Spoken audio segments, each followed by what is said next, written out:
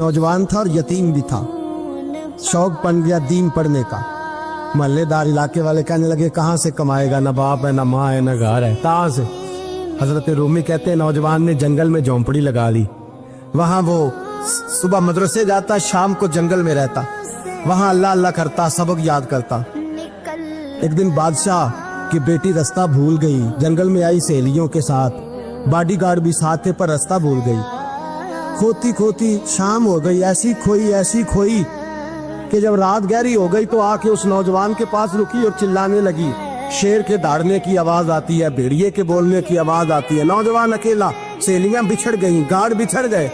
कहने लगी मैं परेशान हूँ, मुझे जगह मिल जाएगी। नौजवान कहता मैंने शहजादी देखी और मुझे भी पता था कि घर एक ही है और आग को अंदर से दरवाजा भी बंद करना पड़ता है, जंगल जानवर भी आ जाते।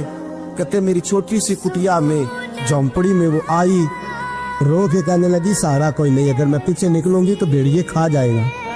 कहते मैंने उसे जगह दे दी। अकेली औरत, चिराग जल रहा है, सबक याद कर रहा हूँ। मेरे नबी पाक ने फरमाया जहाँ मर्द औरत अकेले हो तीसरा शैतान होता है। और शहजादी, वो बच्चा कहता है सबक याद करता रहा सारी रात। वो बच्ची को कहा सो जा, पर वो कहती है नींद मुझे भी कहाँ आई। ऐसे मौकों पर नींद, सारी रात सबक याद करता। थोड़ी थोड़ी देर के बाद चिराग जलता तो उस पर उंगली रखता, हाथ जलता तो पीछे खींच ले, फिर दूसरी उंगली रखता, थोड़ी देर के बाद जलता तो खींच ले, हाथ सारा जल गया। सुबह किरणें चमकी तो कहने लगा चल निकल जा, दौड़ जा, बस बड़ा सब्र का इम्तिहान हो गया, चली जा। शहजादी बाहर निकली, सिपाही ढूंढ रहे थे। बादशाह खुद जंगल में निकला हुआ था, मेरी बेटी मिल गई। बादशाह तन्हाई में जाके कहने लगा बेटा मैं दुनिया को बताऊंगा कि मेरी बेटी खोई नहीं थी, सिपाही साथ ही थे। ये बड़ा मुश्किल होता है, बेटी तो भूल के भी रात कहीं रह पड़े तो लोग जीने नहीं देते, तो बेटा मुश्किल हो जाएगा मेरे लिए। कहाँ थी? उसने कहा नेक नौजवान के पास।